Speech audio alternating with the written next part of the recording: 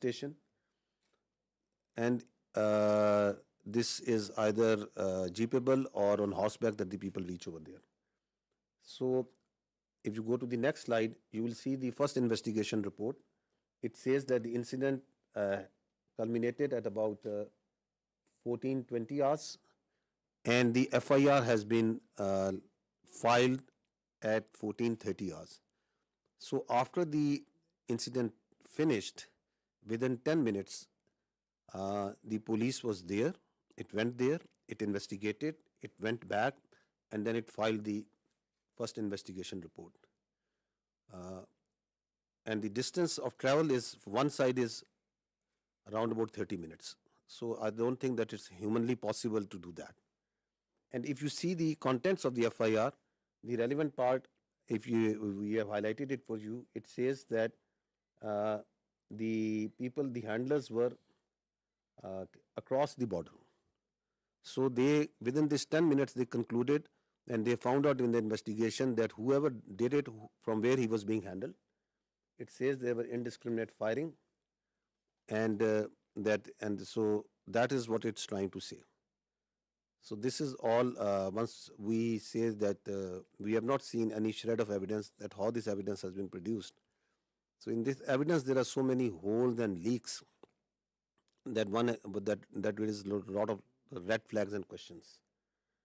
That how within 10 minutes they were able to find that. You will see that within at 3 o'clock, around about 3 o'clock, 3:05, the social media handles in India started saying that it was the Pakistan attacked Pahalgam.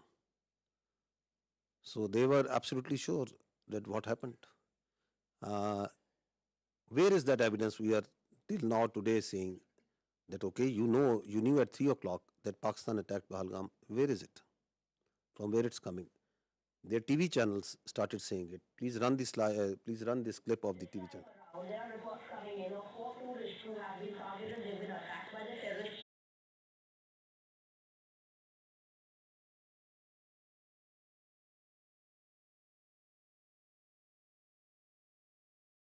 The very concocted basis on which today we are seeing the military situation across India saying about it. What was they saying and what are they still saying of that incident, of those acquisitions, on the basis of which we are sitting over here, and for last and from the night of the 6th, 7th May, you are seeing this blatant aggression that has taken place from India. What is the reality of that? Please run the first clip. से ज्यादा यहाँ पर army है। अगर यहाँ पर post कोई share करेगा ना, उसको रात में ही उठा ले, रात में ही उठा लेंगे। अगर कोई पोस्ट गलत करेगा कोई शेयर,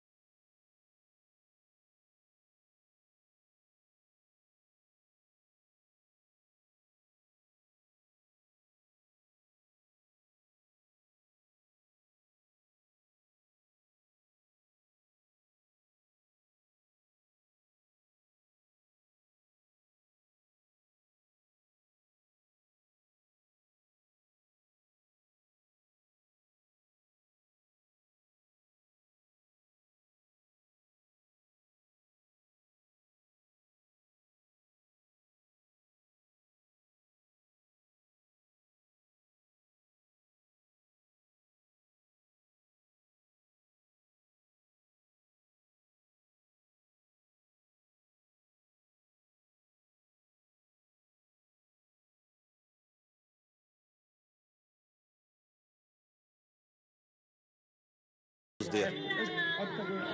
हमारे घर में कोई घटना होती है तो हम सबसे पहले किसको पकड़ेंगे? सबसे पहले तो चौकीदार को पकड़ेंगे ना, कि तुम कहाँ थे, क्यों ये घटना हो गई तुम्हारे रहते हुए। कश्मीर में सिचुएशन स्टेबल नहीं है, कश्मीर में कुछ भी ठीक नहीं है। जो आप चुप देख रहे हो ना, इसका मतलब ये चुप नहीं है, ये किसी आने वाली चीज की आहट होने वाली है। जैसे एक साइलेंस होता है ना कुछ होने से पहले, कश्मीर अभी उसी ट्रिगर पर है। देश में अब तक के सारे बड़े आतंक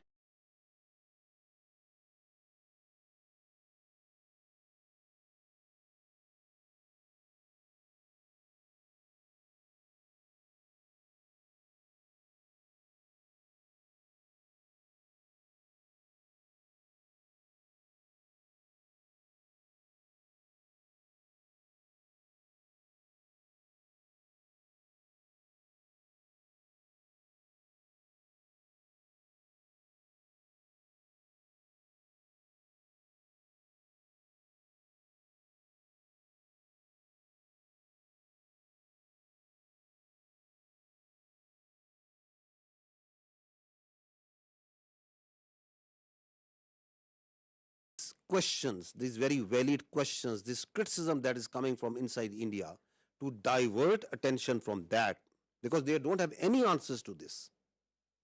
What they do? They attack Pakistan. So that the whole attention of their domestic public, all this criticism is diverted to something else. And as we will see, as before doing that, they gag the complete media. They ban the thousands of Twitter handles and social media sites. They ban all sort of digital media that is operating inside Pakistan, so that their public only listens to what they are telling them. You don't have any answers to why it happened, how it happened, who did it. You don't have any evidence. So what you do, you open up the military front. Is it the first time that India is doing this? That creating or using a terror incident for political purpose, for domestic political objectives? No, there is a history to it. Let's recall this incident that happened in 2000, quarter of a century ago, in Chhattis Singhpura. Listen to the general officer commanding there at that time. Listen to a general of the Indian Army telling you the truth of that incident. Army was guilty there, Captain Tuck.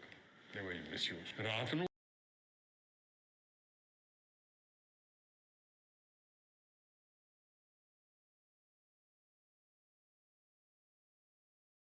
ਪਿੰਡ ਕਿਸ ਵੇਲੇ ਸੌਂਦੇ ਕਿਸ ਵੇਲੇ ਆ ਕਰਦੇ ਕਿੰਨੇ ਬੰਦੇ ਹੈ ਕੌਣ ਚੌਧ ਮੇਲਸ ਕਿੰਨੇ ਨੇ ਹਥਿਆਰ ਕਿੰਨੇ ਨੇ ਸਭ ਕੁਝ ਕਰ ਲਿਆ and then they one night they came ਆਉਂਦੇ ਸੀ ਪਹਿਲਾਂ ਵੀ चेकिंग के लिए निकल आओ बाहर आओ सारे आओ मेल सारे बाहर आ जाओ वो लाइन अप कर लेते सी पहले उदा ही करते रहे फ्रेंडली लाइन अप उन्होंने कॉन्फिडेंस देता फिर फैसला किया अद्धी एक दिन आ गए 10 बजे रात निकलो बाहर गुरुद्वारे को लाइन अप करे ताकि भज जान पिंड छड़ के तो कोई आर्मी वालों कोई एक्शन या तो कोई We gave the full report.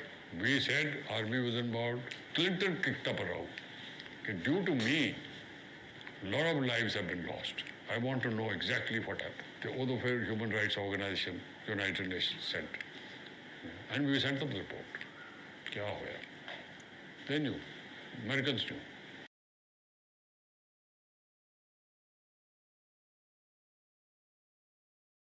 They exposed the BJP government. And BJP government wanted to tell Clinton J&K की हो रहा पाकिस्तान के बरखिलाफ प्रोपेगेंडा करना सी ये देखो पाकिस्तान की कर रहा है पाकिस्तान ने साढ़े सिख लाइन अप करके मारते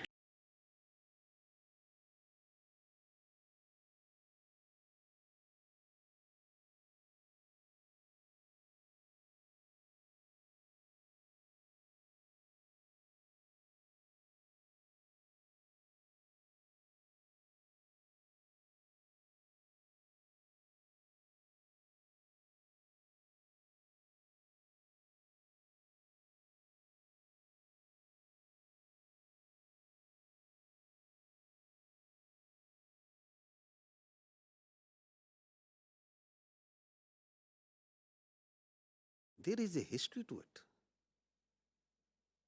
of killing innocent people for their political objectives, pinning blame on Pakistan, covering it up by further killing innocent Kashmiris and Muslims and posing them as terrorists.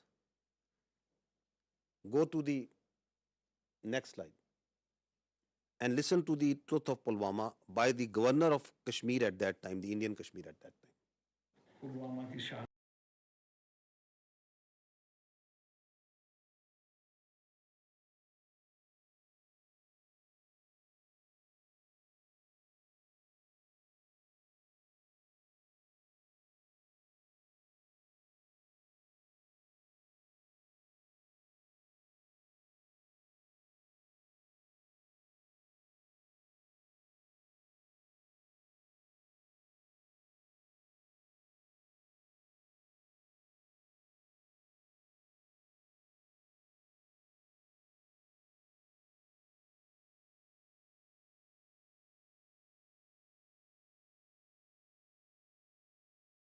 Of cross-border terrorism from Pakistan,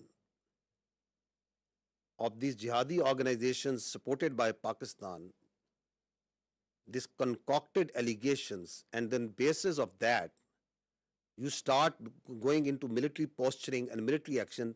This must stop now. And that is why the government of Pakistan very rightly to an independent neutral commission and let them examine it.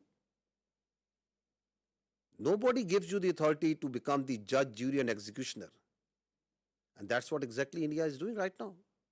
What Indians started doing, because this has also a linkage of that hubristic, that aggressive mindset that you see right now at play in Indo-Pakistan, in South Asia, and in the world right now by the India. What they started doing it, that they started crushing the people of Kashmir and the Muslims and the minorities over there. This is, just listen to the Kashmiris, what is happening to them. ये जो India वाले हैं दिल है ही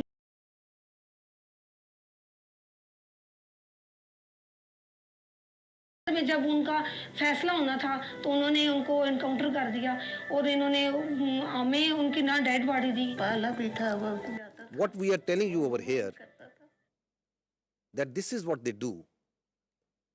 Kashmiris, people who inadvertently crossed line of control, on different pretexts, they hold these Pakistanis, these Kashmiris, in different prisons, in locations, and then torture them, then kill them, and then pose them as infiltrators as terrorists. This is the story of a minor boy who crossed into Kashmir years ago, kept him in jail, then killed him in a fake encounter. And this is the family of that child who is telling the story. This is how they frame and concoct evidence for these so-called acts. इधर ही बाहर ही खेलता था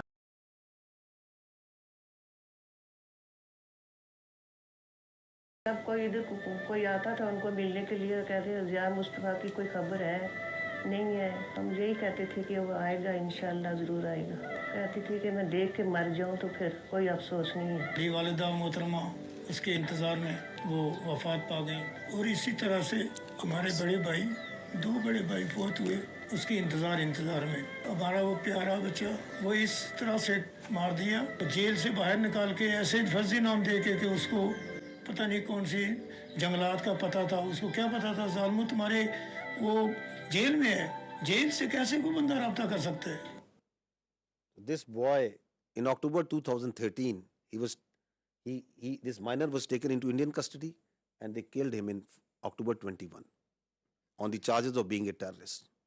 What they did after Pahalgam, opened up the same playbook. So this is on 24th of April, 2 days after Pahalgam, we saw that the Indian media reported a fake encounter that two terrorists from the Pakistani side, they were infiltrating and they were killed. Look at their bodies, these so-called terrorists. They are two citizens more than 50 years old from a divided village, two Pakistani citizens from the Pakistani side of Kashmir. clean shoes, shining vocations, pistol, and a planted gun and a planted pistol.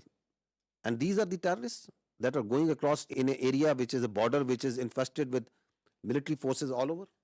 And once the media went to their village and to ask the truth, listen to what the villagers tell about it. आसानियाँ हो गया है ये दो हमारे बुजुर्ग भाई ये सदियों से यहाँ रह रहे हैं इनका बाप दादा यहाँ का रहने वाला है आलूसी के करीब ये गांव है कहीं मालूम पहुंची गुम हो जाता है आलूसी के करीब उनको ढूंढने के लिए गए इंडिया आर्मी ने शहीद कर दिए वो मार कर कहते हैं कि ये दहशतगर्द है और दहशतगर्द ये नहीं है हमारे दो भाई इंडियन आर्मी ने इनको शहीद कर दिया है वो गाँव के ज़ईफ़ुल उम्र थे तकरीबन उनकी 50-60 साल उम्र थी और उन्होंने रिपोर्ट में डाल दिया कि ये पाकिस्तान के दहशतगर्द थे दहशतगर्द नहीं थे वो ज़ईफ़ुल उम्र थे एक का नाम मलिक फारूक और दूसरे का नाम मदीना नंबरदार ये कोई दहशतगर्दी में नहीं पाए जाते हैं कि अरसा दराज से यहाँ रहते हैं इंडियन आर्मी ने फायर करके उनको हलाक कर दिया मेरे दो भाई अपने माल मवेशी ढूंढने के लिए एलओसी लाइन के करीब गए तो इंडियन आर्मी वालों ने फायर करके दोनों को शहीद कर दिया The CNN team went to this village a few days ago and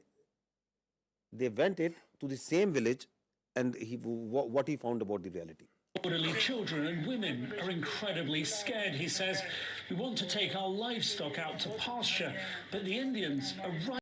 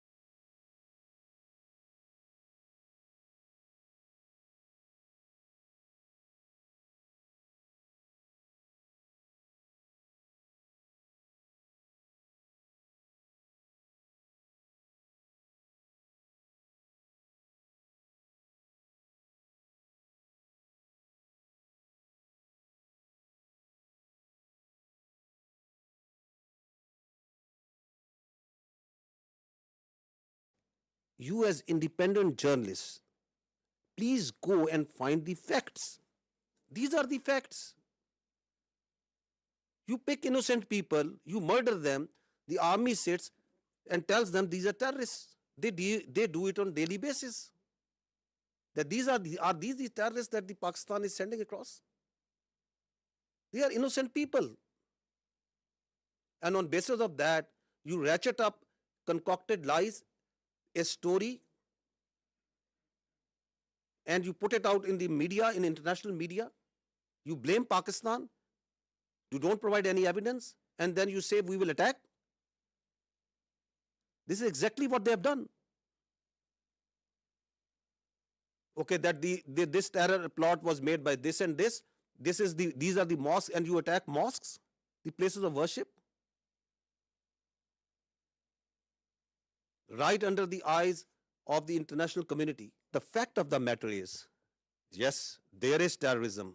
There is terrorism that's happening in Pakistan on daily basis.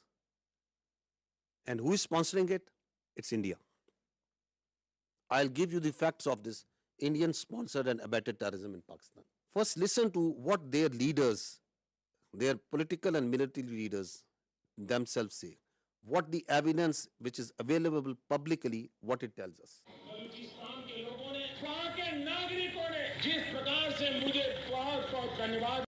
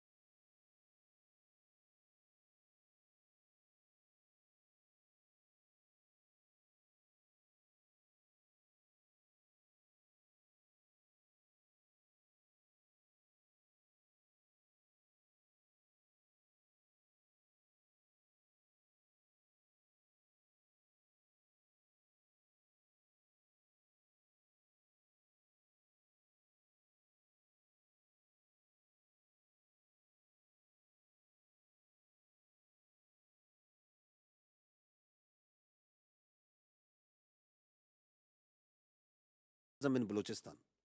अपनी ऐश वशरत की जिंदगी गुजार रहे थे आम मासूम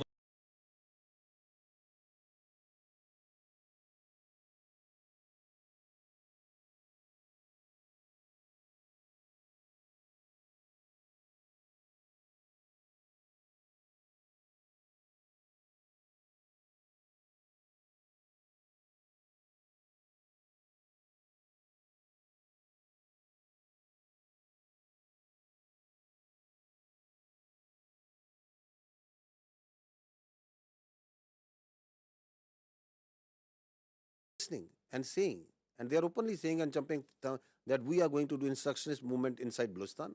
We will support them. We need to fund them. There are people who they were funded and they are telling, yes, we were supported them. They have networks of people who take, they train them, they supply them weapons. There are terror camps actually inside India who are supporting, who are fueling this terrorism which is going on in Pakistan. This is Aslam Achu, a known terrorist of the Indian-sponsored terrorist groups in Balochistan. He's lying in a bed in India once he got sick. This is the spokesperson of the Baloch Liberation Army. Once the Jafar Express, this horrendous terrorist act happened where innocent civilians were killed in the train.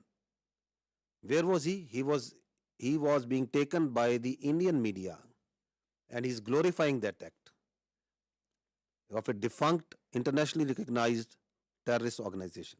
Listen to him. देखिए जैसे कि बहुत बड़े पैमाने का एक operation है सैकड़ों यरगमाली है फिर उसमें फौजी भी है बलोच लिबरेशन आर्मी की मजीद ब्रिगेड इसको लीड कर रही है उसके जो खसूसी दस्ते हैं स्पेशल जो यूनिट्स है एसटीओस है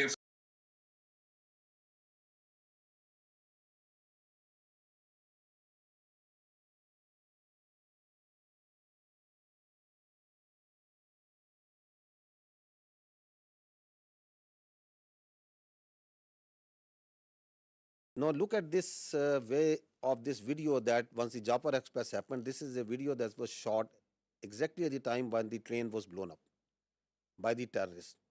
Where was this video given? From where it was aired first time on the electronic media? India.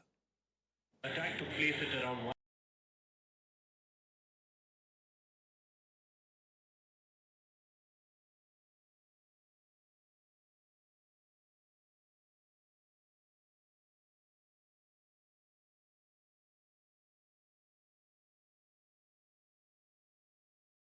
Glorifying the terrorist act, Indian media.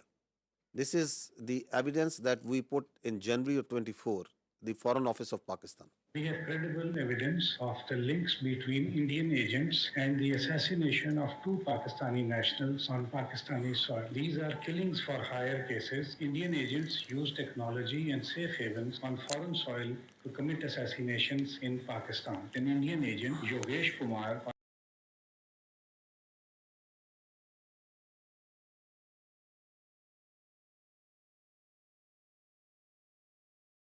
Only involved in Pakistan? No, they are involved elsewhere also. They are involved in Canada also. They are involved elsewhere in the other countries also.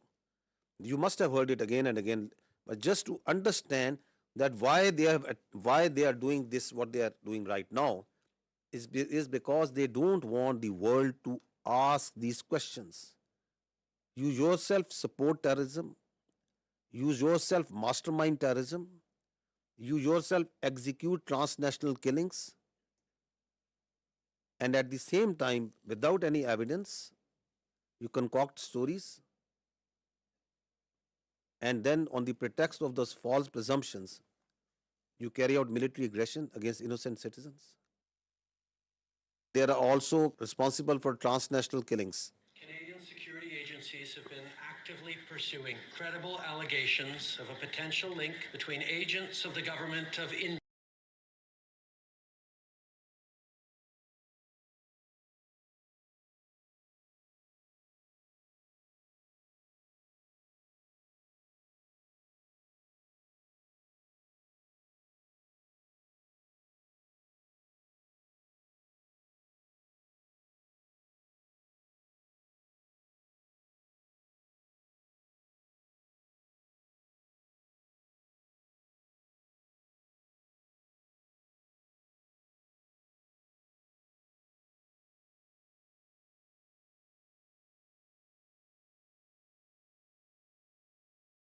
what they are doing inside in India.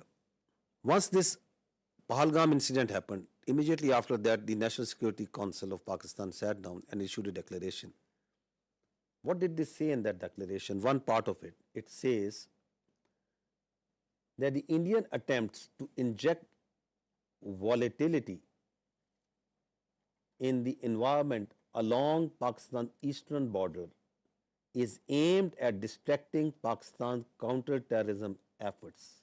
Because one of the objectives of this incident is to provide space to the terrorists sponsored by India who are operating along in the western part of the country, whether it's Fitna al-Khawarij or the terrorist groups operating in Balochistan.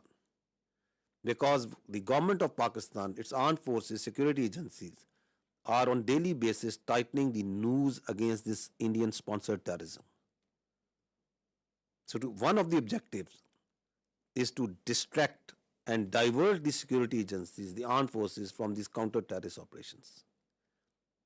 We know it because we have credible intelligence that as this incident happened, in the same time frame, instructions were issued, passed to all the terrorist cells, all the terrorist organizations sponsored and abetted by India to amp their activities in Pakistan, to increase the terrorist acts in Pakistan. And on the night of 25th, 26th April, post Pahalgam, the largest tashkeel of the Fitna al-Khawarij in the history, it attempted to infiltrate across Afghanistan. More than 100. And 71 of them were killed. Because they came in a hurry, because they were being pushed by the Indian intelligence agencies to go across and do terrorist acts in Pakistan. You can see this engagement and the results of that over here. The largest tashkeel. Now this is again on 25th of April, post Pahalgam, a terrorist was nabbed in the town of Jhelum in Punjab, Pakistan, and from the material, from his forensic of his mobile, a lot of information came out that he was working on behalf of the military intelligence of India. A terrorist being directly funded, sponsored, trained, and doing terrorist activity inside Pakistan for Indian military intelligence. I'll just show you one or two audios in which he is talking with his Indian military intelligence officials, their officers who are telling him what to do.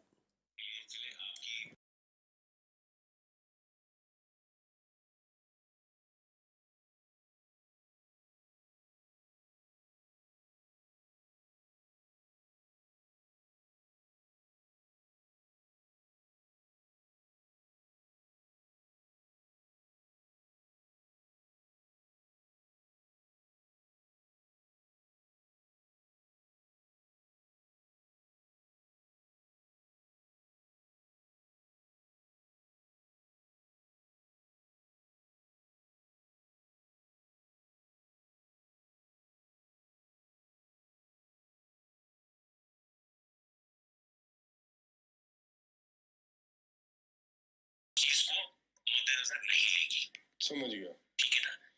जब आप बड़ा operation करेंगे और मैं लाखों की बात कर रहा हूँ, जब आपको 3-4 लाख रुपए भेजे जाएंगे यहाँ से, तो आप लड़कों में क्या होता है, एक ऑपरेशन करने के बाद वो पागल हो जाते हैं।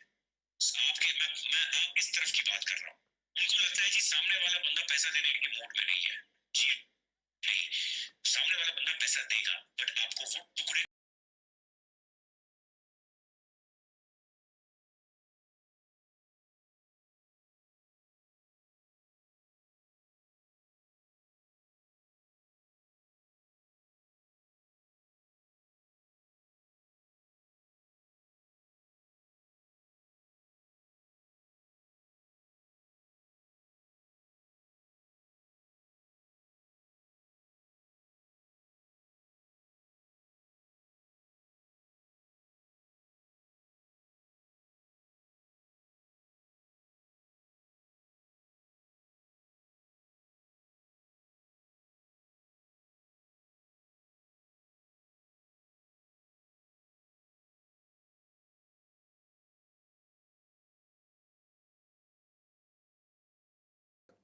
are running a terror network, not here, we are running it from Lahore to Balochistan, all over Pakistan.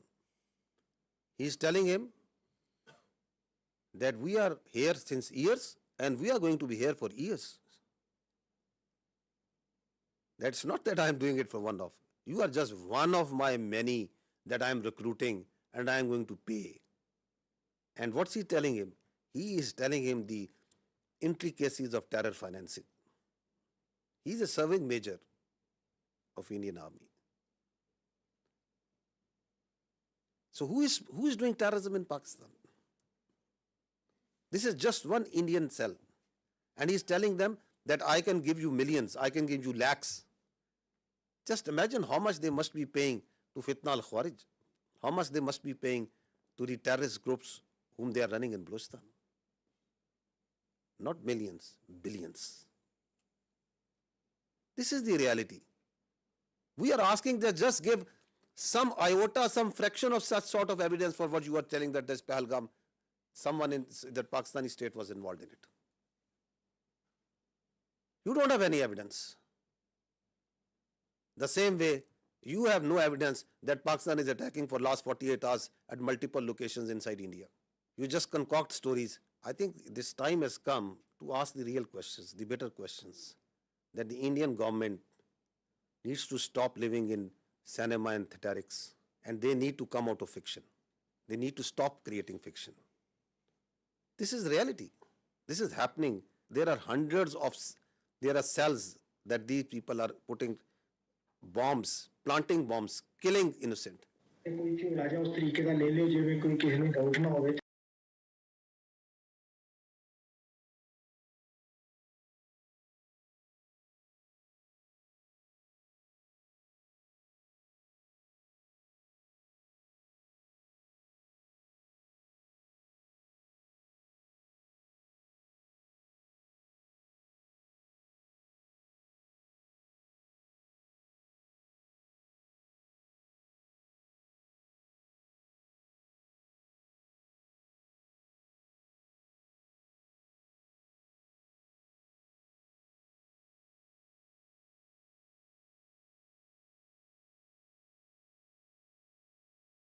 At a place where it makes news. So they want to kill civilians, innocent people. They want to splash news that Pakistan is not safe. We have dozens of such evidence available with us. These horrific stories of how India is sponsoring terrorism inside Pakistan. And what's the net result is? Since January 2024, there have been 3,700 terrorist incidents in Pakistan. Pakistanis have suffered 3,896 casualties. There are 1,314 people who have lost lives, who are shaheed. There are more than 2,500 who have lost their limbs, who are injured, maimed for life. So is the blood of the Pakistanis cheaper? And is this justifiable? Is this all kosher? This is not terrorism? What is this? All being sponsored, abetted, done, controlled, planned by India.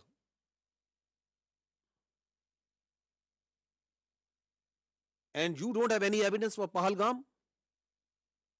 You cook up a story, this mantra, you listen just, I think yesterday, yes, there are jihadi organizations because Pakistan has been doing this, because Pakistan has been doing this,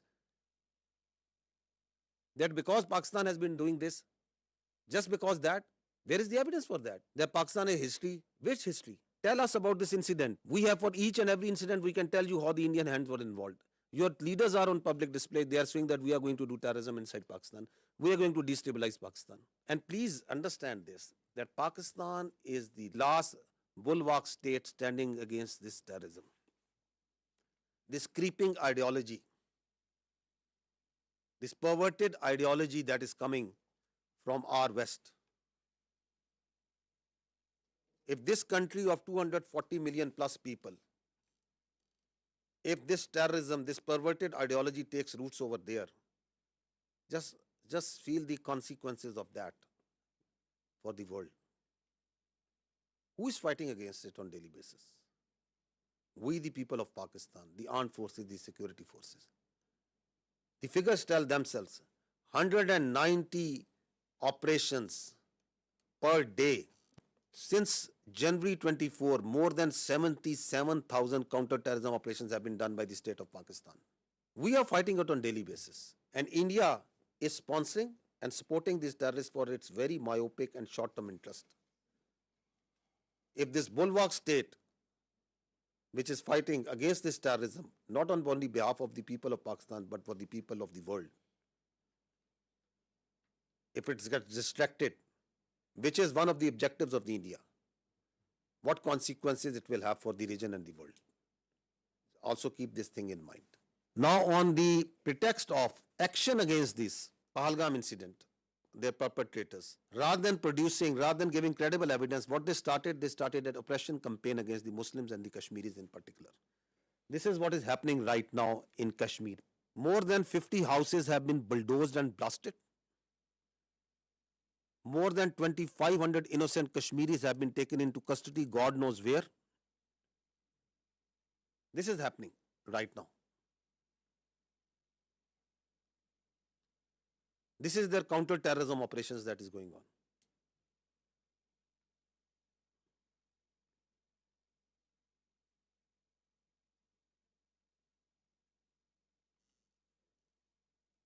मैं यहाँ पर बैठी थी, security force से जब आए उन्होंने हमें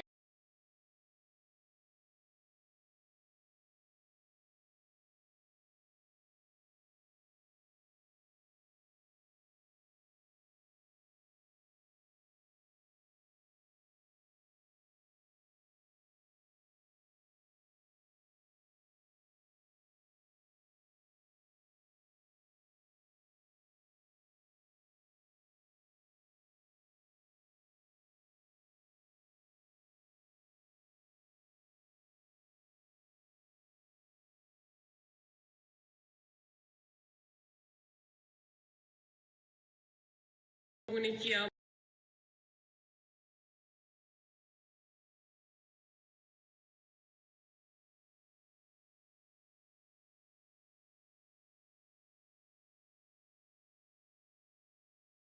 Zoom out. See the bigger picture. The Indians want you to zoom in and just ask you and on that this is happening, this is happening. This is what's actually happening behind all this dirt that they are doing right now.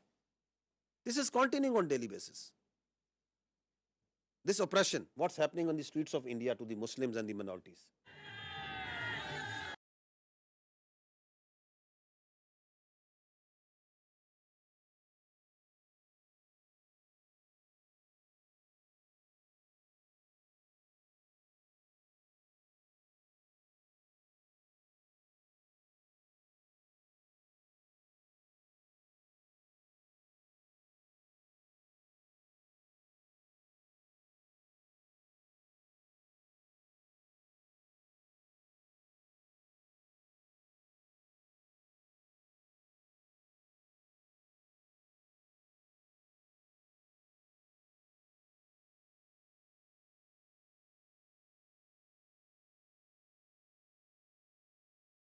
Hatred against the minorities, which is working with the mindset, the hubristic mindset which is behind this military aggression.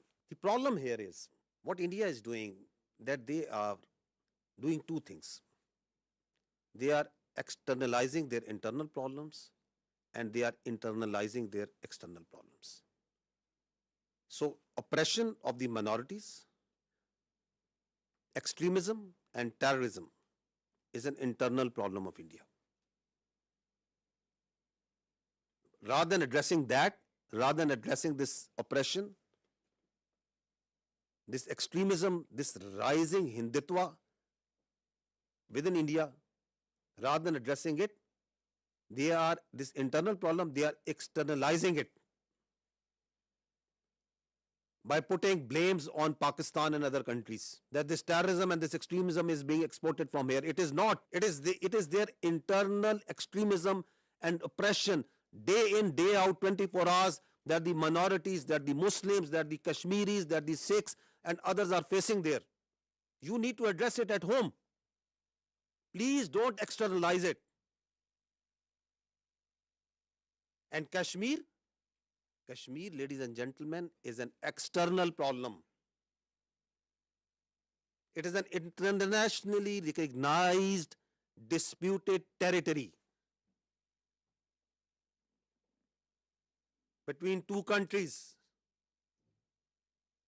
with the decision to be made by the people of Kashmir. But you are internalizing it by putting more than 700,000 troops over there, by doing oppression over there, by changing its demography, by changing its status. So this is the main issue that is at hand. You try to put their mouths shut. Listen to this boy. That on 24th April, what he said and then what happened to this journalist. He's a journalist in Kashmir. What happened to him on 25th April? अगर यहाँ पर 7 लाख से लेकर 12 लाख की security force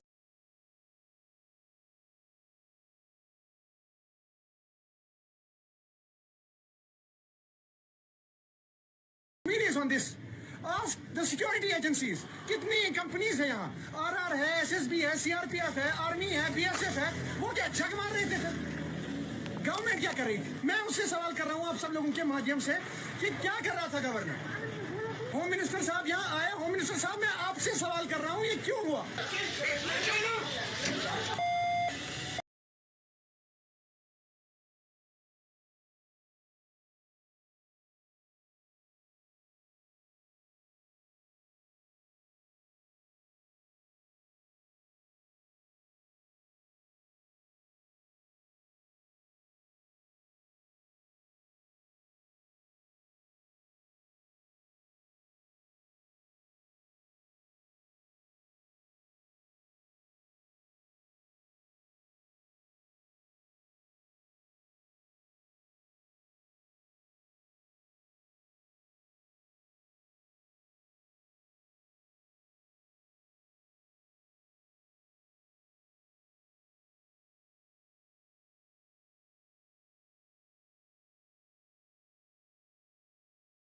Pakistan or independent news agencies.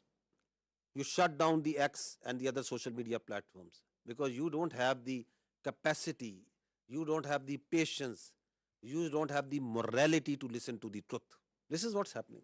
This is why this aggression. So what they did was, after this Pahalgam happened, and we have seen briefly what actually is the truth of this Pahalgam, which they don't want to talk because they don't have any answer to it. So let's go into the military part. Why? So that there's a diversion, there's a strategic diversion. And everybody is focused on the day-to-day activities. Like what happened in Pulwama, who did Pulwama, why it happened. Nobody would. Let's go for the military action. We'll not allow this to happen. That after every few years, you cook up a story, there's a terror incident, there is an incident that happens, you don't provide any justification, you don't provide any evidence to it. On the basis of that, you start ratcheting up the media, international media, you start building up false pretexts and narratives, and on the basis of that, you start attacking. And that's what they did. On 6th and 7th May, they strikes Pakistan on multiple locations. In these strikes, drone that came inside, the total casualties, there have been 33 shaheed, out of which there are 7 all civilians, 7 female and 5 children. There have been 62 injured, all civilians, out of which again there are 10 females and 2 children. And in military we have 14 injured. So these are the locations where they killed innocent civilians. 2 years old. These are these training camps. These are from where these, God forbid, you kill 2 years old and you celebrate it. Look at their media. It is shameful the way they are celebrating these strikes. I think it's first time in that we have seen that you shamelessly are celebrating killing of children. You are thumping your chest. Yes, that we have killed this 2-year-old Urwa Zubair. And you are calling it a great national victory. 3 years old Hawa Bibi. 4 years old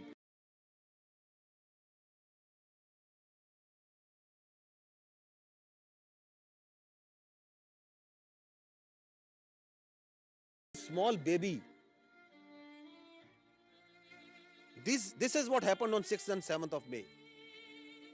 Please remember this when you talk about what's happening on ground and when you ask us that what Pakistan is going to do. Please remember these pictures.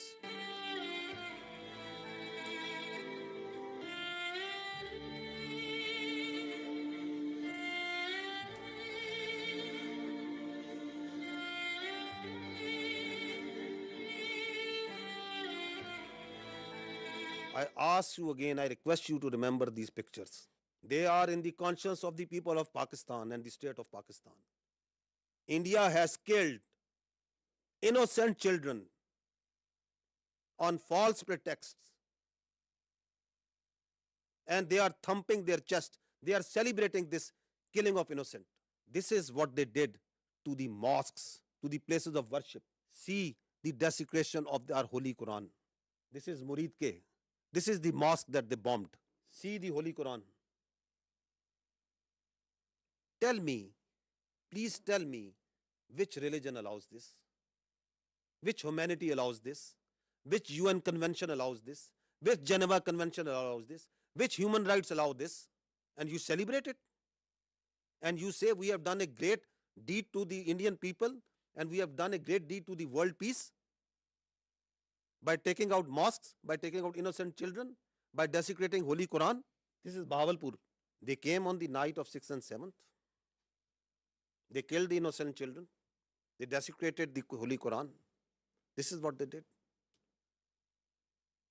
Once they came, our proud Air Force took them on. They came in large numbers. 5 of their aircraft was shot down. 3 Rafales, 1 MiG-29, 1 Su-30, 1 large combat UAV, multiple smaller UAVs. On the line of control, the Indians opened fire all along, indiscriminate fire, specifically targeting the civilians living on the Pakistan side of Kashmir. Specifically targeting the civilian populations. We have responded. We are continuously responding to this aggression. And we are only targeting the Indian military posts.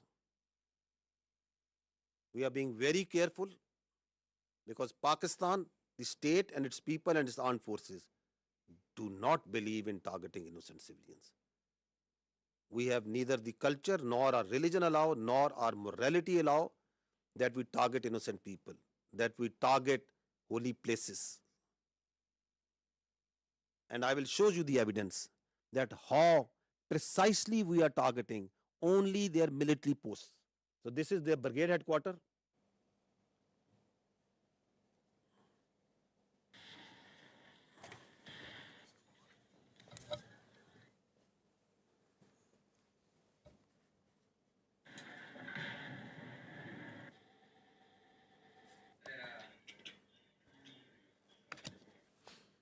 This is their post. So we are targeting exactly from where the fire is coming on Pakistan. Only the military targeting. We are just showing you some parts of it. This is Hajipir sector, ring contour post, Bhaksar, mortar position.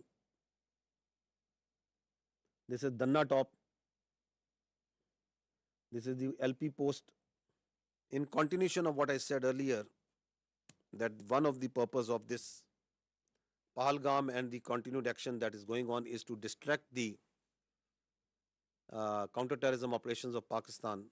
Just received a message that Indian-sponsored terrorist entity Fitna al-Khawarij undertook an ID and attack on our forces in Southwestern district, and we have suffered 9 shahadats. Attack through conventional forces, do terrorism through conventional forces against the innocent children and civilians, make a pull on the conventional on the armed forces of Pakistan to move towards the eastern border, create voids so that they are sponsored proxies like Fitna al-Khawarij and the terrorist organization operating in Balochistan they can increase the tempo of the operations. The design is for there to see. This is also important to understand that once they attacked with their air on 6th and 7th May, so there were 57 flights which are operating inside Pakistan at that time, including international flights from Gulf countries, brotherly Gulf countries, from Qatar, from UAE, from Saudi Arabia, from China, Korean, Thai, and many other countries, also on domestic flights. And you put in danger thousands of civilians' lives once you started attacking them, once you started attacking the Pakistani airspace. And they also, in the process, took on shelling of the Neelam-Jhelum hydropower project, the Nusari Dam. This also happened on the night. The question is, what sort of mindset is this? You are putting lives of the innocent civilian passengers in aircraft from different nationalities in danger. You are attacking hydropower projects, water, dams, the storage sites. And you don't want that anybody should talk about it, that nobody should question you about it. And then you create the smoke screens of Pakistan attacking multiple places over there. I told yesterday also, I tell again, when we will attack, when we will give them a response, we don't need Indian TV channels to report it. The voice will be heard everywhere. We don't need this controlled, state-controlled media of Modi government to tell where and how we have attacked. These are the articles of the Geneva Conventions. And what they say, I'll just read one of them. Works and installations containing dangerous forces, namely dams, dikes, and nuclear electrical generating stations, shall not be made the object of attack, even where these objects are military objectives, if such attack may cause the release of dangerous forces and consequent severe losses amongst the civilian population. These are the world norms. These are the protocols, the agreed protocols as per which the humans have decided to live their lives, the way we would like to live in a civilized world. Repeatedly you are saying that violation of one by one and one and one and one. It's happening.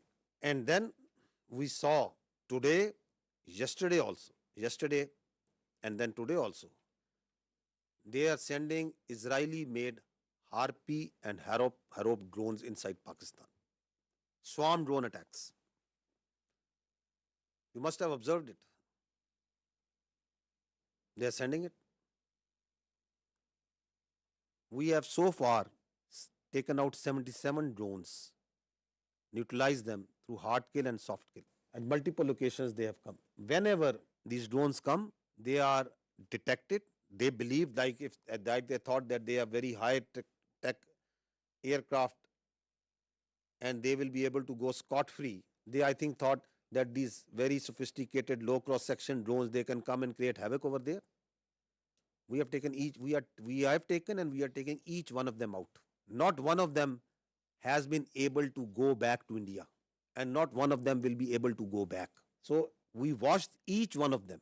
We detect each one of them. So don't think that anything that is coming from the east, we are not seeing. We are vigilant, and we will not let anyone put a cross on our territorial integrity and sovereignty. Not at all. We will defend our honor, our integrity, our sovereignty at all cost, and we are doing it.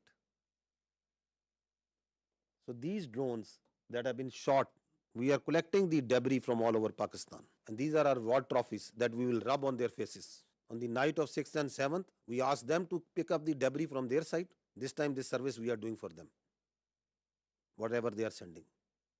And whatever they will send, we will convert it into debris. Let there be no doubt in it. You can see certain very few parts of this. Drones that they are sending, please keep on going. And the damage that they are causing to innocent civilians, innocent places, civil places. Now this is very, very horrifying that they carried, as part of the swarm drone attack, they targeted the holy place of Sikhs in Nankana Sahib. Totally unacceptable. The Pakistan Armed Forces timely neutralized this threat to Nankana Sahib, and we will continue to defend as part of our territorial integrity and sovereignty and honor all places of worship, including those of even Hindus, all places of worship. Because our religion, our national spirit, the teachings of our great Qaid-e-Azam tell us that we have to protect the minorities. We have to protect their religion and their freedom of expression. A very dangerous escalation, another dangerous escalation that happened on the night of 7th and 8th is that from the Adampur, 4 projectiles were fired, which we now believe to be long-range missiles. 3 of them were targeted by the Indians inside the Indian territory in general area Amritsar. One of them crossed the Pakistan, the airspace and entered into Pakistan airspace, and it was taken down. It was neutralized. The debris fell around general area Dinga. I will show you the electronic signature of the projectile that entered Pakistan. I would request AVM Aurangzeb to kindly explain this. Ladies and gentlemen, these are high-speed projectiles that went higher in the upper atmosphere and then came back. So our radar is picking up, PF has the capability to pick high-speed projectiles. So our radar picked up this well in time. All 3, the ones that went up in the north at the radial of 310 in the north and then came back, landed in the Indian territory, and one of them came in at our site, which was neutralized in midair. So keeping the tactical details apart, but this is totally ridiculous kind of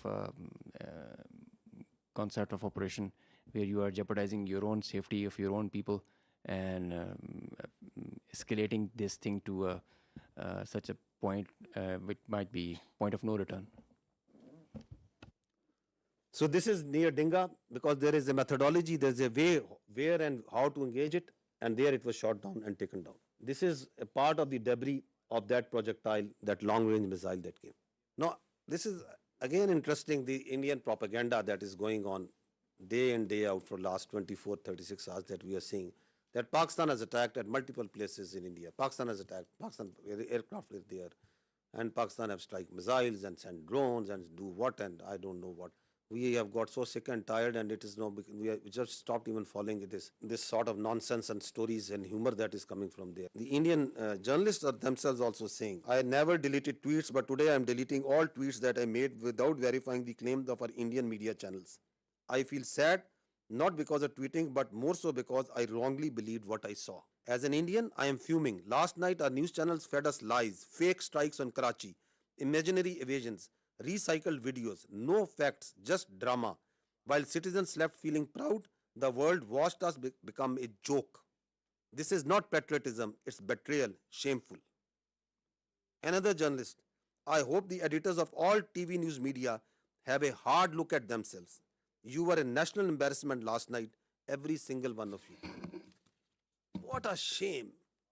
What a mockery of journalism. This is what Pakistan has fired. At least have the sense to burn these brown fields if one of our projectile and one of our missiles has gone and hit a field. Karachi is burning. Karachi has been taken over. Go and call Karachi. Find out where it's burning.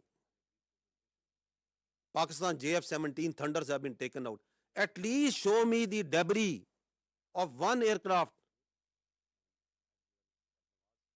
At least show me the electronic signature of one aircraft that Pakistan, of one UAV, one drone that Pakistan has fired there. That's why we say, don't worry. You are so fond of Pakistan firing at you, we will fulfill your demand at the time, place and means of our choosing. And I repeat, we don't need this stupid, this shameful media to tell us that they themselves are embarrassed that what they are doing. They are trying to make Indian public, they think that the world is fool, that their public is fool. No, the Indian public is also not fool. They are also watching. You are trying to gag. You are trying to shut down the voices. You are trying to push the journalists into the prison vans and dungeons and don't know where. Listen to this. It's a joke. Listen to this joke. Of the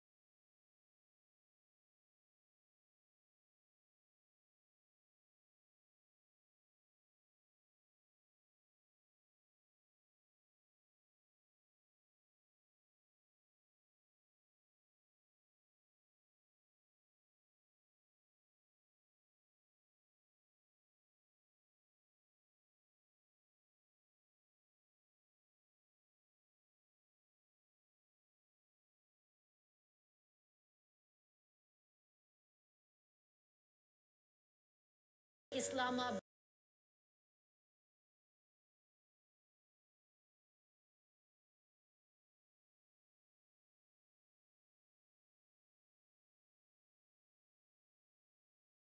Hundreds. Please pause.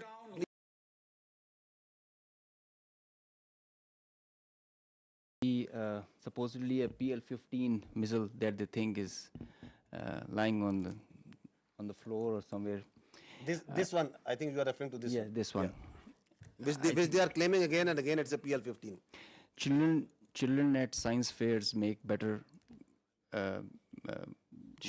models of such missiles. This is neither close to a PL-15, nor does it look like a PL-15. The missile does not land like this and gets broken in the mid section. The missile self-destructs in the air after it has a burnout time. I mean, this is laughable. You can die laughing. It's very dangerous thing that they're doing. It's fatal to human beings. This is absurd, totally absurd.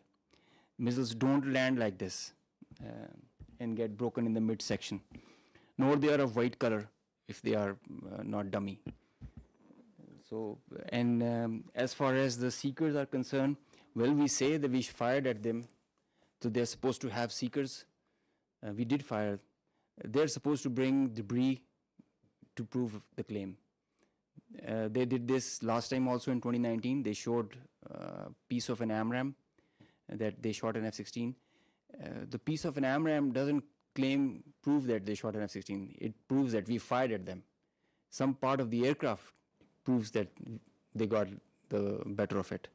So we have to admit that they are making us, at least the humor part is with them. Yes, of course. No, they live in movies.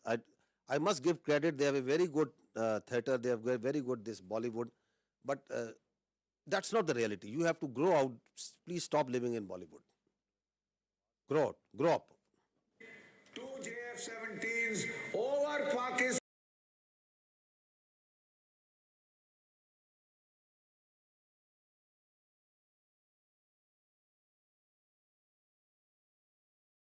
Next many days. They think that this is whatever comes to your mind, you start claiming. Why they are doing it? What's the sense of doing this? Because your face has been blackened on night of 6th and 7th May? Because we shot down your aircraft, your so-called very high technology aircraft that you were having, and you thought you can get away with it? And then once you didn't want to send your manned aircraft, you sent your unmanned drones and we took each one of them out. Your face is being rubbed. You are frustrated. We can feel your frustration. We can feel your anger. Starting from 22nd April, you couldn't provide a shred of evidence. Nobody believes in your concocted story. Everyone knows that you are lying. And then you kill citizens, civilians, innocents. You kill children. Your lie is getting clearer for everyone to see. Your cruelty, your hubristic mindset is getting clearer. Your extremism, your anger is getting clearer.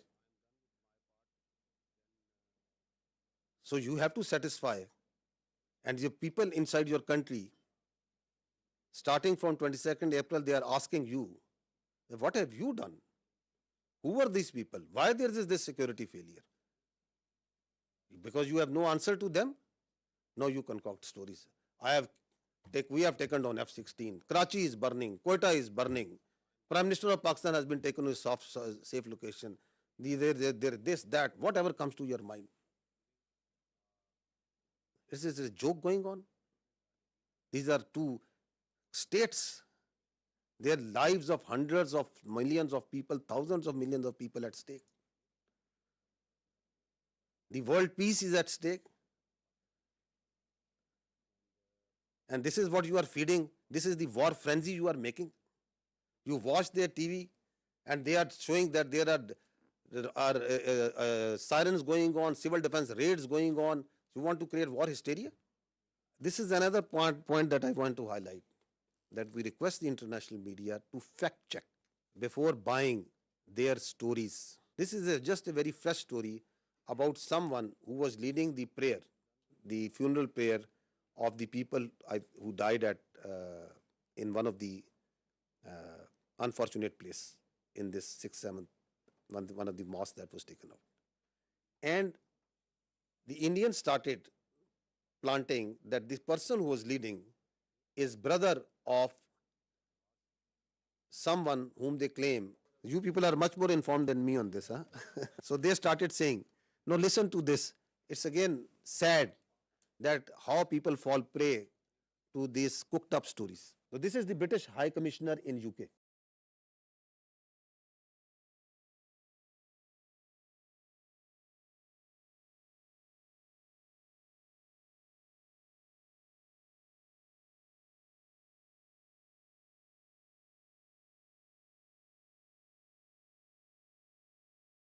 Masood Azhar.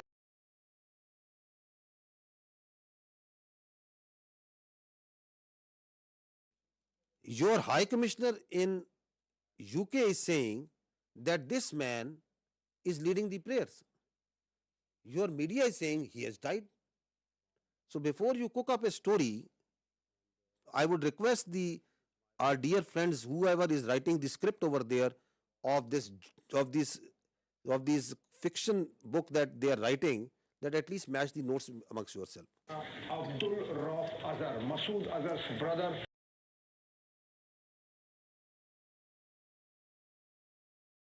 To say once something, you have to back it up with fact and evidence. Now this man who was actually leading the prayers, whom the High Commissioner of the Indian High Commissioner is saying that he is the brother, what is he telling? Who is he?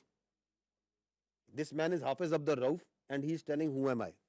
मुझे बड़ी ही शदीद तकलीफ है और रंज भी है कि बग़ैर किसी तस्दीक के, बग़ैर किसी तहकीक के मेरे बारे में इतनी बड़ी बड़ी बातें और बैनुल-अक़वामी चीज़ें बयान कर दी हिंदुस्तान ने और उनके मीडिया ने, जो बिल्कुल ही मुज़क्का खेज़ है और जिसका हक़ाइक़ से क़तन कोई ताल्लुक़ नहीं है। मेरी ज़िंदगी सबके सामने है। मेरे माँ बाप उस्ताद थे, मैं ख़ुद तालीम दोस्त आदमी हूँ। मैंने पहले कॉलेज में पढ़ा, स्कूल में पढ़ा और बेहतरीन मेरी एजुकेशन रही। So this man is a local politician. This is his, he belongs to a political party also. This is his date of birth. He has a son, he has 3 daughters, and that's simply what the man is. He is not his brother, not at all. And he's saying that I have come to know through international media, saying that I am the brother of that person. I'm trying to tell you is that even if their high commissioners are telling you something, even if their ministries are telling you something, please fact check it. Don't fall prey to their misinformation, disinformation, because they live in their own cocoons, in their own bubble, in which they believe every lie that is fed to them.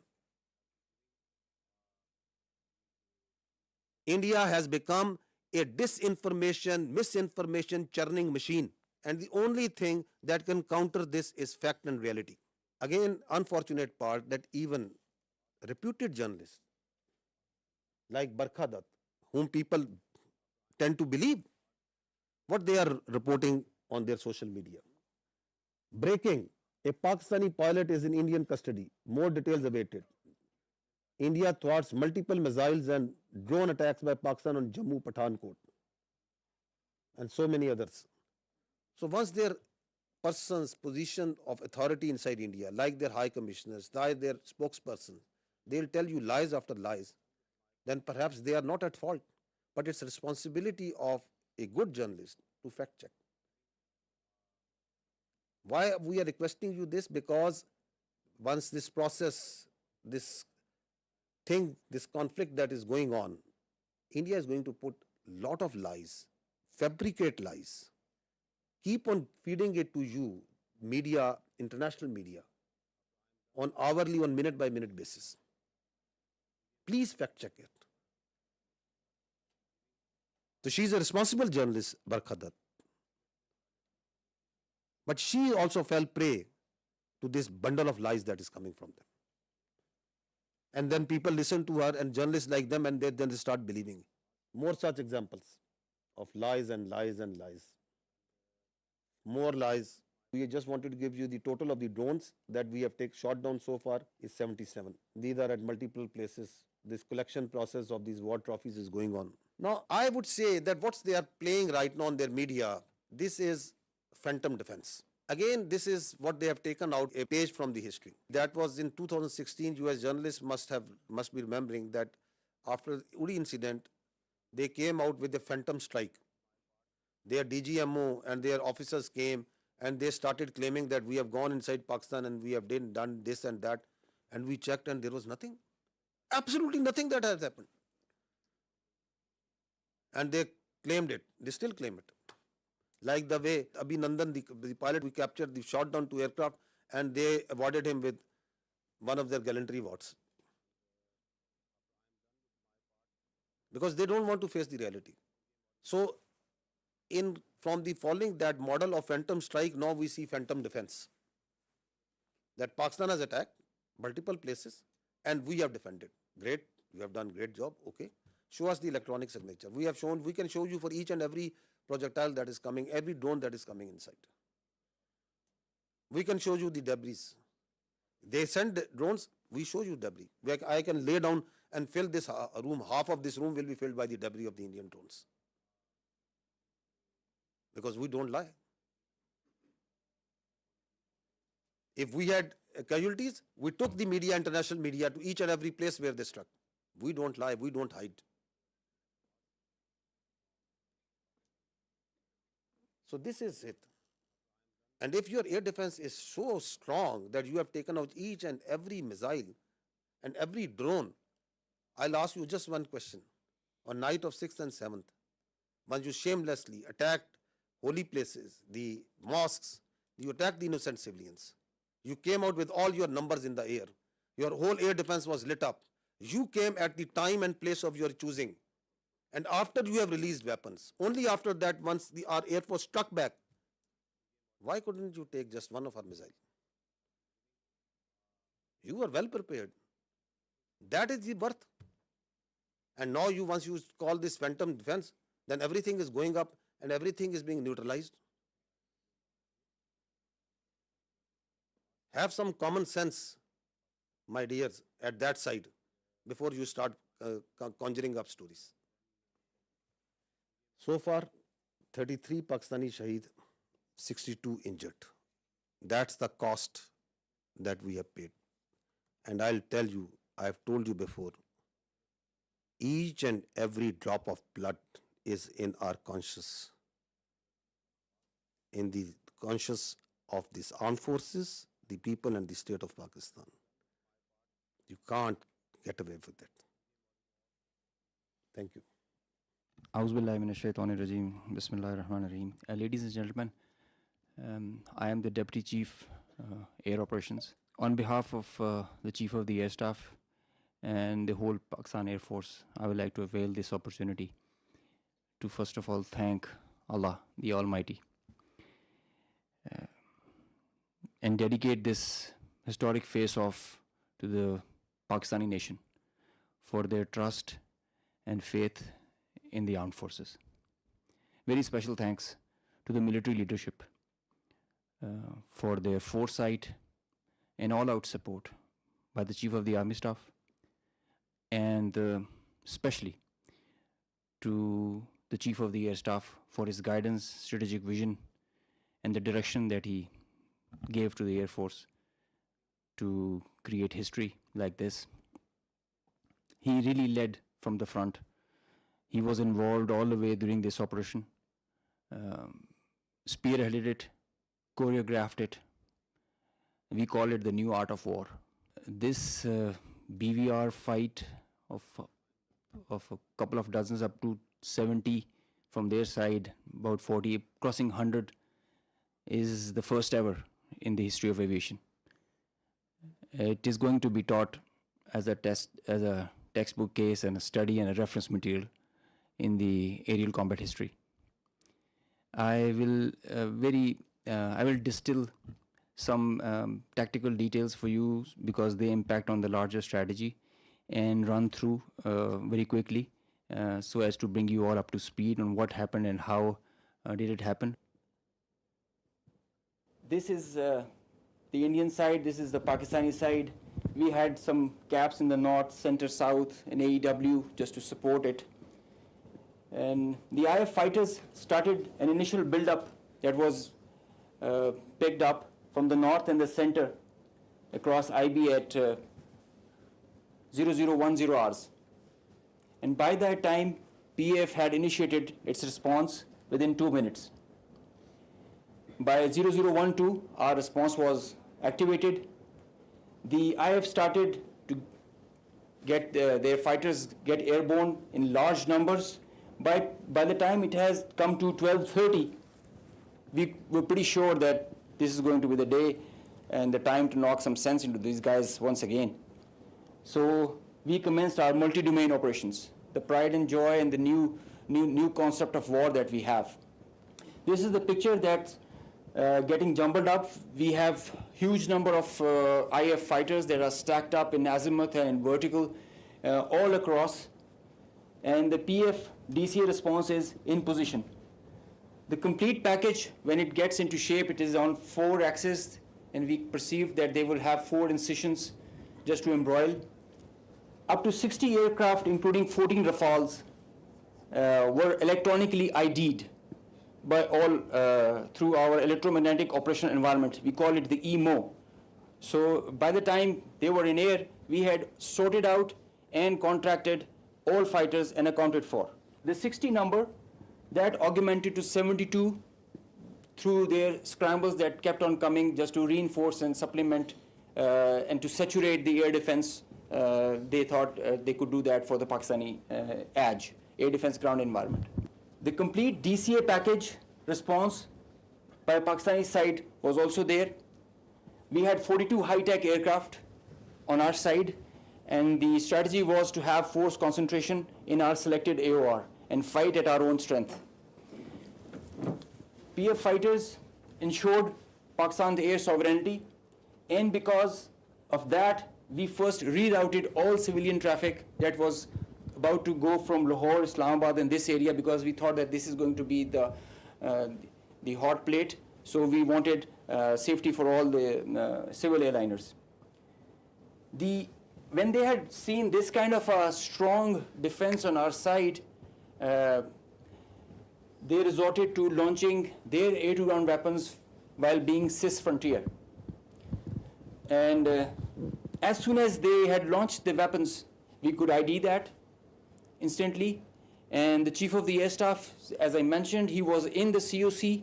He has been there for a couple of nights. I have seen him there. So when I said that he spearheaded and he led from the front, he really did that. And he changed the contract. We were given the rules of engagement first to deter. And as soon as this thing happened, we changed our rules of the game in the air. From deter to assure kill, deny own loss. PF strategy changed. We had a plan. We thought that Indians, the last time they said that they would have Rafales and they could have created any difference. So we targeted their center of gravity and the Rafales. That's why you see good numbers for that. We would have had more numbers, but we showed restraint. Ladies and gentlemen, the thing about this whole playtime was this thing lasted for more than an hour. With so many large number of aircraft, so many large number of aircraft on both sides, with so many grinds, and the flow of the BVR, the modern warfare has changed so much that the long stick, the employment is if you don't shoot, you get shot. So that is why the art was to employ them optimally, and that was a big challenge for us. That is why I say that it has never happened before. These are the locations with the range bearing, electronic ID that we think that we are sure that we have shot. A MiG-29 was shot 8 miles from LOC, bearing 243, 20 nautical miles from Srinagar. A Su-30 was shot 192, 19 miles, 25 miles from LOC. We have the exact details because you cannot, in the modern battlefield, you cannot conjure up things out of imagination. You have an electronic ID, the aircraft gets picked up by his data link. As soon as you put on your radar, you show yourself, and nobody can hide, nobody can deny that. A Rafale was shot 54 miles from LSC in Srinagar. So you can have all these details. We have exact range bearings because and when you employ your weapon, you know exactly when the missile is getting active, when it is getting, and the blip is disappearing, which is verified as you get down for the debrief. So none of the claims have any fat in them. So they are pretty clear, pretty concise, pretty accurate. And I have a audio from a Rafale formation that I will share. The call sign is Godzilla. As soon as those animals are extinct, so this one also got extinct. Please play.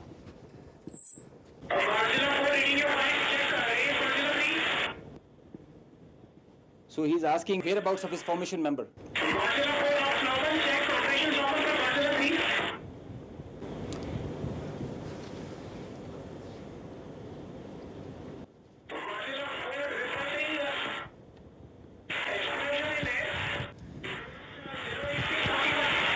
So the formation knows, his leader knows that his number, one of his flight member is not there. They have an RT. This is the original RT that they are exchanging, and they're asking about his position. He's giving his own operations as fine, but he has claims that I've seen an explosion in the air. And I will share this detail. It's a long RT that we have. If we can hear one RT of one formation member, we can hear all of them in panic and in distress. So the idea was to just to prize you guys and to share with you how complicated this was, how this example can be taken not to do when you know that the adversary has the long stick. But I must say that it is not the equipment that matters all the time. It is the training, it is the leadership that gives you the direction and the ownership that it shows. That's what matters. And the training, the operational competence that the whole formation has. And I hope they are slow learners, but I think they can get the drift of not doing it again. Thank you. So this is the live coverage that their media itself is, because it's very strange that the Indians are saying that we have not lost any aircraft. So if you have seen the evidence, I'll just show you, add up what their own media and open source is telling. Obviously, a lot of tension. 2-3 things I can confirm to you straight away.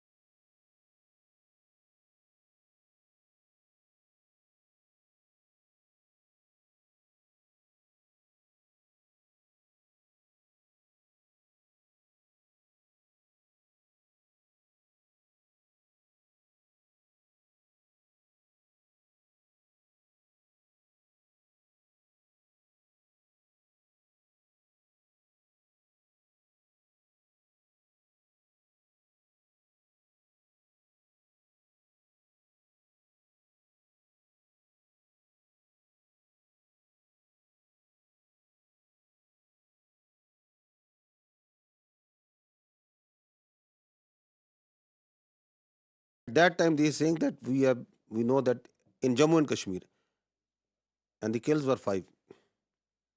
So this all were not in Jammu and Kashmir. So this is a picture of one of the location where the aircraft went down. On the right side, you are seeing that of the 12th April, and this is the next day after the engagement. So you can see the crash site clearly. So it was at a school. So this is again one person reporting from one of the sites. Another. India के ज़ेर-ए-इंतज़ाम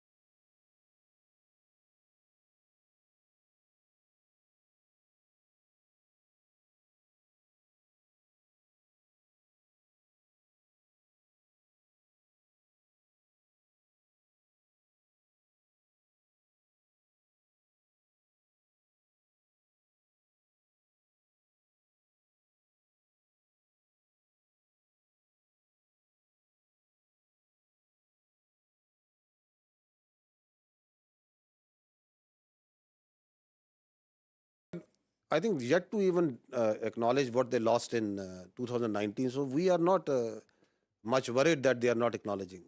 But the international media, the media must know the truth. Now, this is one of the crash site or one debris of one crash site. You can see that very clearly. These are aircraft. This is yet another debris of another place. Next. So this is, you can see the tail number of one of the Rafale.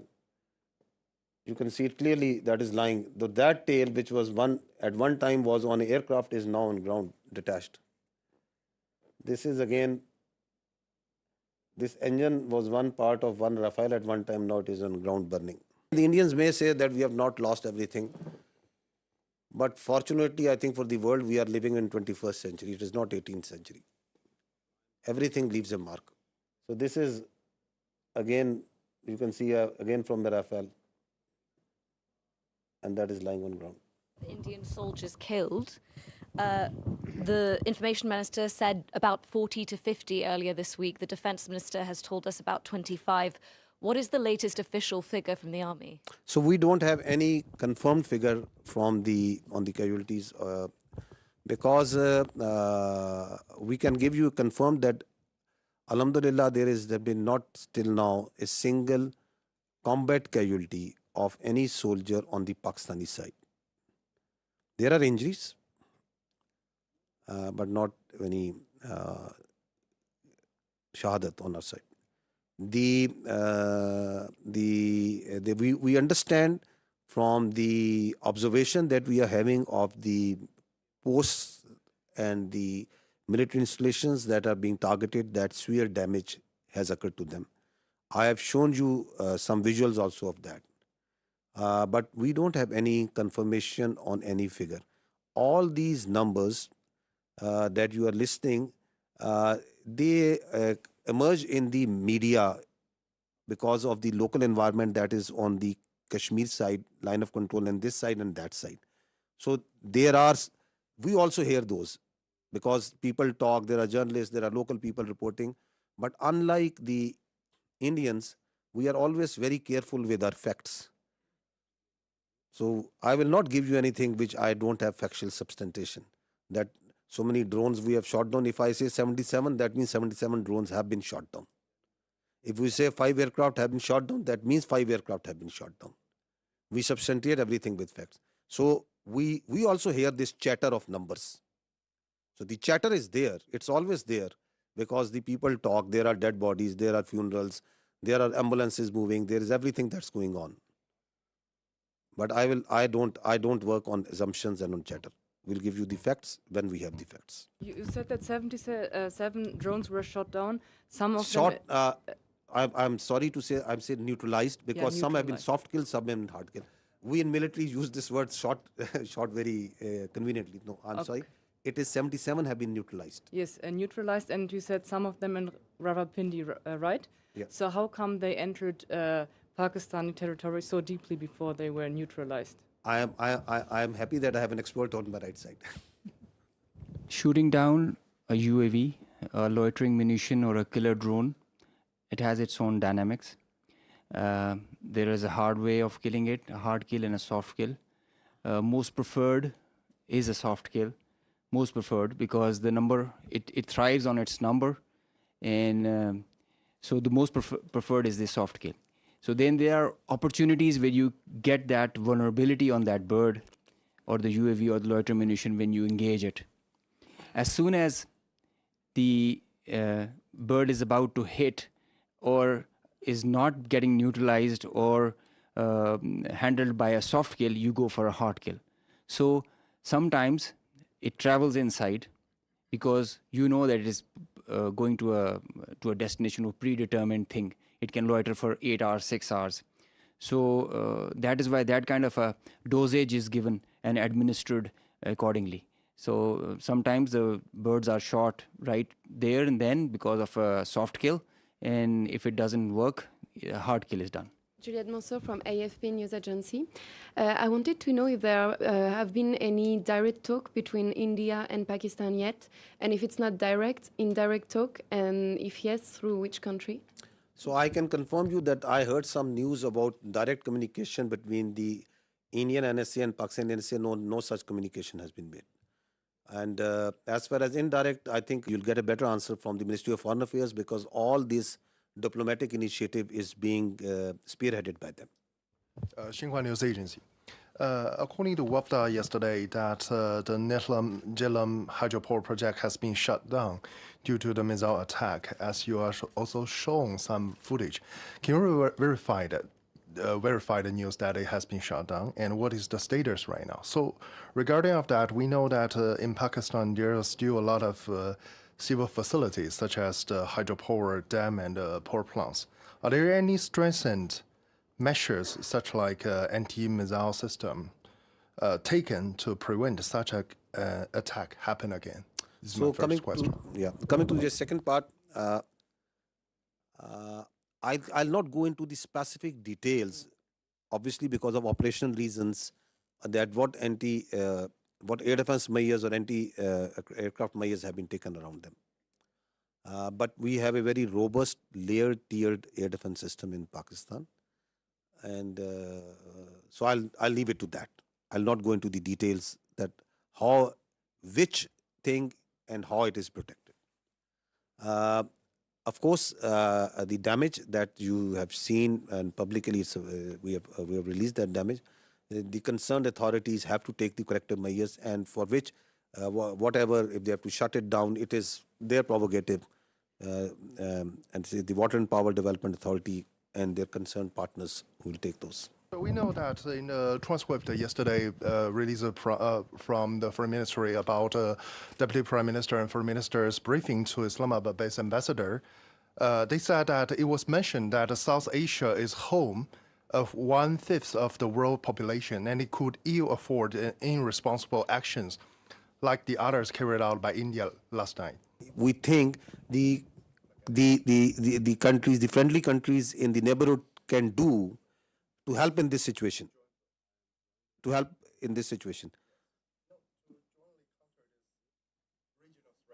jointly counter this regional threat. I think the first thing is to put some sense into these people who have this hubristic mindset. The first and foremost thing is to tell them that don't externalize your internal problems and don't internalize your external problems. Have some sense and don't try to act like a regional hegemon. You are not. And respect the sovereignty and territorial integrity of the other states. Live like a responsible state. Stop spreading lies. Stop putting fake news out. And live like neighbors need to live. So I think the first thing is to put some sense. And if that sense can't be put, then sense have to be put in some other way. Because this cannot go on. This cannot be allowed. That you think that you have a false sense of self-entitlement, God knows from where it comes. So this has to be told in the language that they can understand. Hopefully that language is the easier one and it doesn't get that harsh. Yesterday, Indian Defense Minister said that quotation operation is not over after the drone attacks. What is your intelligence? I mean, are you expecting such kind of attacks as like a 6 and 7 May in near future? And what is the Indian army positions about the line of controls? Are they putting the more defense or more forces over there to, let's say, to prepare a war or something? What is your intelligence about this? We are prepared for any eventuality, whatever they may do. It's their choice. I told you before, whatever they may do, we are prepared for any eventuality. They want to continue it, fine. But what they have started, I'll tell you, we'll finish it. Sikandar Karmani from Channel 4 News in the UK. You talked extensively about the Pahalgam attack. I know Pakistan has called for an independent inquiry. Whilst that has not started, I wonder if the intelligence services in Pakistan have, of their own accord, begun any kind of investigation into whether indeed there were any links between, for example, Lashkar-e-Taiba and the incident in Pahalgam. Secondly, on the bigger picture, it seems from what you've been saying that Pakistan is planning a sizable response to India's actions rather than heading towards de-escalation. Can I confirm that assessment is fair? So first thing is that Pakistan has got nothing to do with Pahalgam incident. The state of Pakistan has got nothing to do with the Pahalgam incident. So once I say, I think I say based on facts and evidence. With such a surety, I'm telling you that the state of Pakistan, naturally, I'll not say on the top of my head. It's because I know for a fact, based on the evidence, based on what we understand, based on what we have seen, that Pakistan has got nothing to do with Pahalgam incident. And that's why we say that if you think you have, then bring it forward and put it to some independent, neutral commission. Because what we see, the way we have seen everything, we have got nothing to do with it. How have we come to that conclusion? Have we talked with this A, B, C, D, E, F? That's not something that needs to be shared right now. If we have that evidence, we will share it to that independent neutral commission, that how we have come to this conclusion. I know for a fact that Pakistan as a state abhors terrorism. We don't support any terrorist entity. We condemn terrorists and terrorism in all forms and manifestation in all over the world, everywhere. We are a victim of terrorism. We know that terrorists have no religion. They have no state. They are those inhuman people who think that they can impose their own view, their extremist perverted ideology on others by force. So we have no mercy, no connection, anything in common, the state of Pakistan, with terrorism. We are, in fact, as I said earlier, the last bulwark state. As a state, we are standing against terrorism. Just feel for yourself a country in which in a year, thousands of people die at the hands of terrorism. Hundreds of billions of dollars are inflicted. We stay away as much as we can away from these extremist elements. We despise them.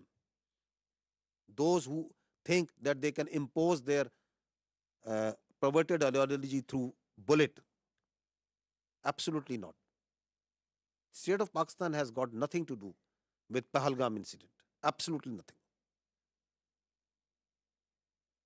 So what was the other question? From your tone and your words that Pakistan is planning a sizable response to India's aggression rather than heading towards de-escalation. Is that assessment correct? Who is escalating over here, my friend? Who has been escalating? Who is doing provocation after provocation and provocation? Who is it? They want to set a new norm that it's their convenience. Whenever they will feel, they will go cross border, they will go cross international. They are going to hit anywhere where they like. They are going to send drones inside Pakistan and they are going to harass the innocent citizens and the people of Pakistan.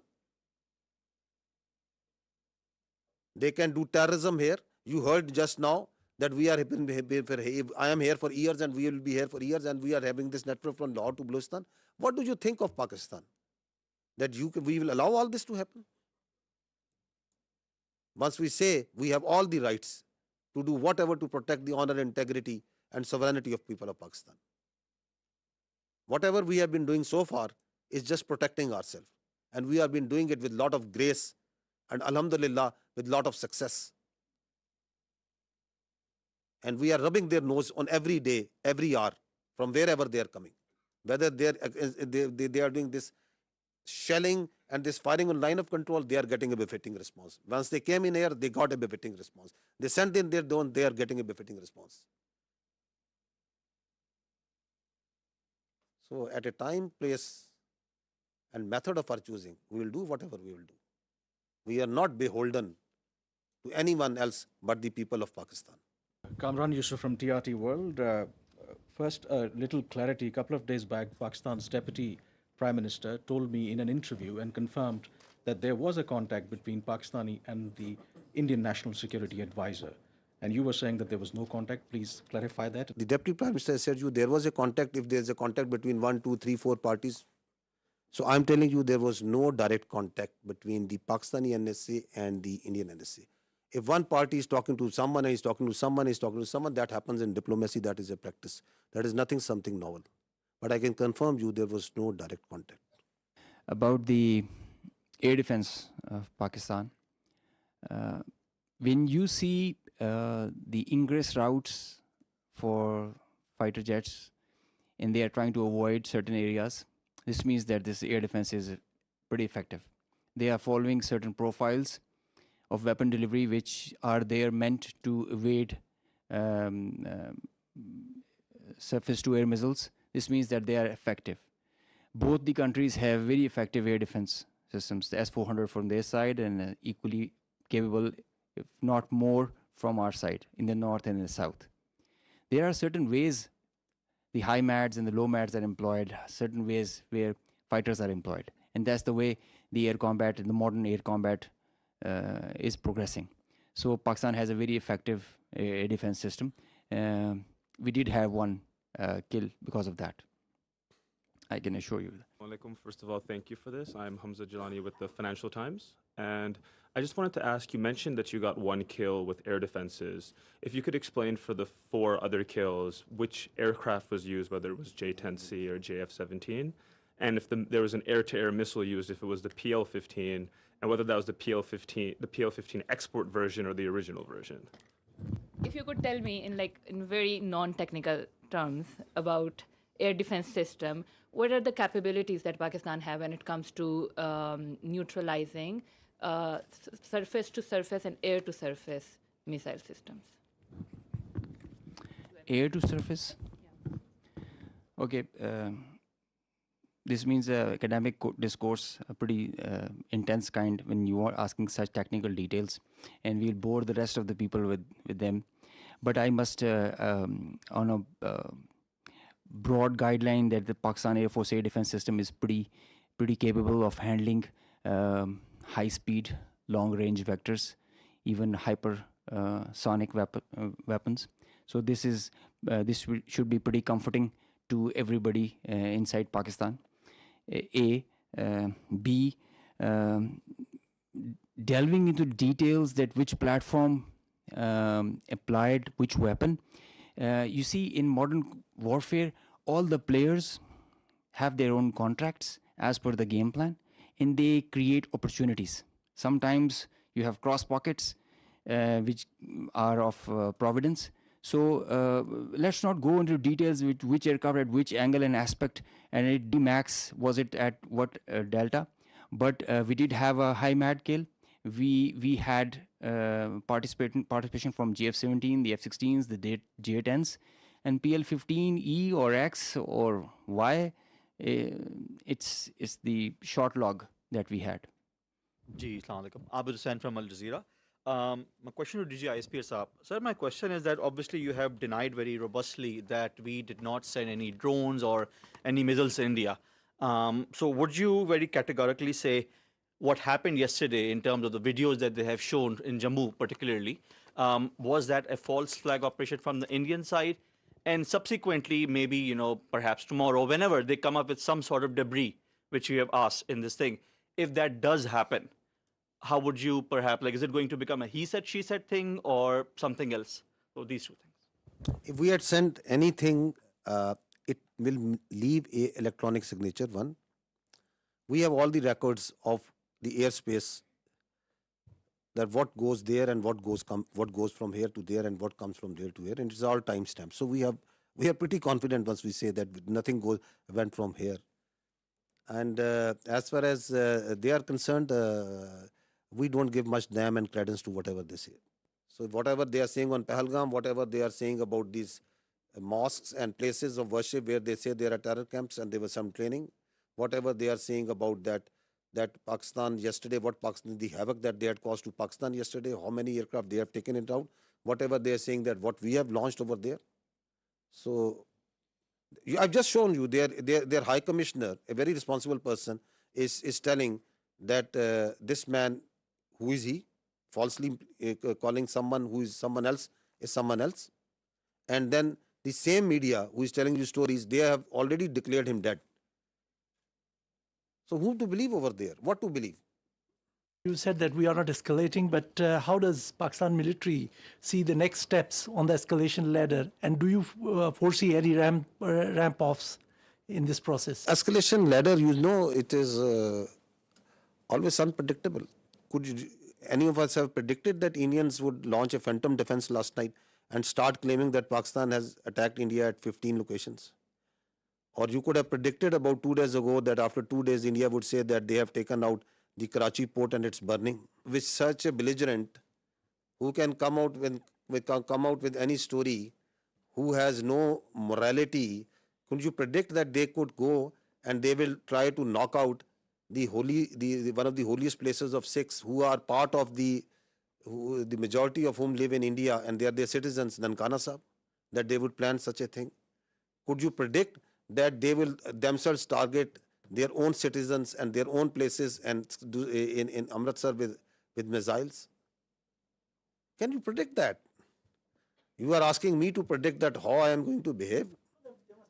You want all the rationality and all the logic and all the cold responses from Pakistan, and you think that they have all the room to play and whatever they won't like to do? Nobody can predict. Sarah Hassan from Voice of America. There's a fear among the public. Schools are closed, airports are partially operational. And as you also said that we will respond at our time. So do we think that we are still in the state of war? What do you think? What is this?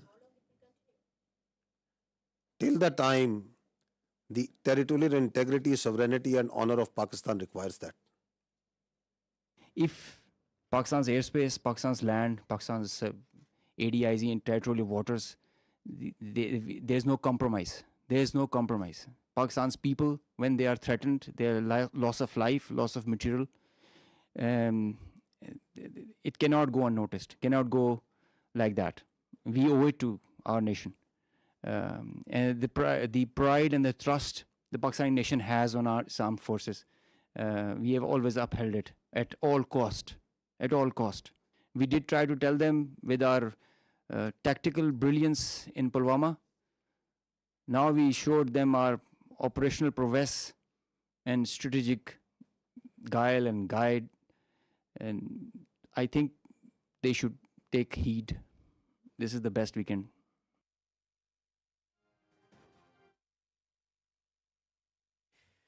DG ISPR और इसके अलावा Pakistan air force और Pakistan navy के अफसरान की जानिब से मुश्तरका news conference की जा रही थी और उनकी जानिब से तमाम एविडेंसेस पेश कर दिए गए हैं जो 6 और 7 के दरमियानी शब पाकिस्तान की जानिब से 5 भारतीय तैयारों को गिराया गया, शॉट डाउन किया गया।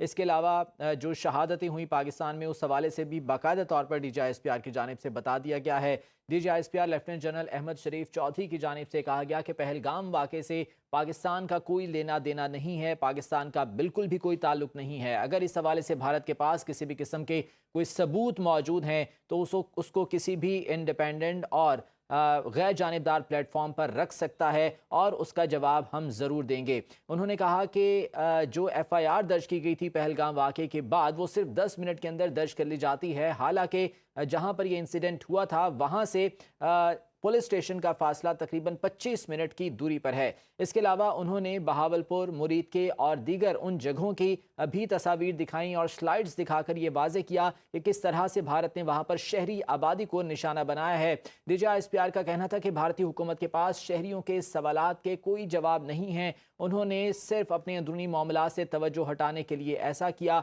और उन्होंने पाकिस्तान पर हमला किया। उन्होंने कहा कि भारत ने हज़ारों ट्विटर हैंडल्स और सोशल मीडिया साइट्स पर पाबंदी लगा दी है।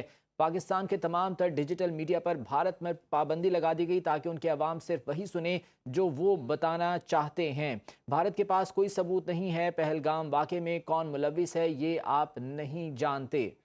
यहाँ पर आपको अहम खबर देंगे कि IMF ने पाकिस्तान के लिए $1 अरब की नई किस्त की मंजूरी दे दी है। भारत की तमाम तर कोशिशें नाकाम हो गई हैं। पाकिस्तान को एक और कामयाबी मिली है। IMF एग्जीक्यूटिव बोर्ड ने तौसी फंड सहूलत के तहत पाकिस्तान के लिए कर्ज प्रोग्राम की अगली किस्त मंजूर कर ली है। IMF एग्जीक्यूटिव बोर्ड ने तौसी फंड सहूलत के लिए $1 अरब कर्ज प्रोग्राम की मंजूरी दे दी है। मजीद इसकी तफसीलात जानेंगे हमारे नुमाइंदे आमिर सियाल से। आमिर बताइएगा, ये मंजूरी कब दी गई?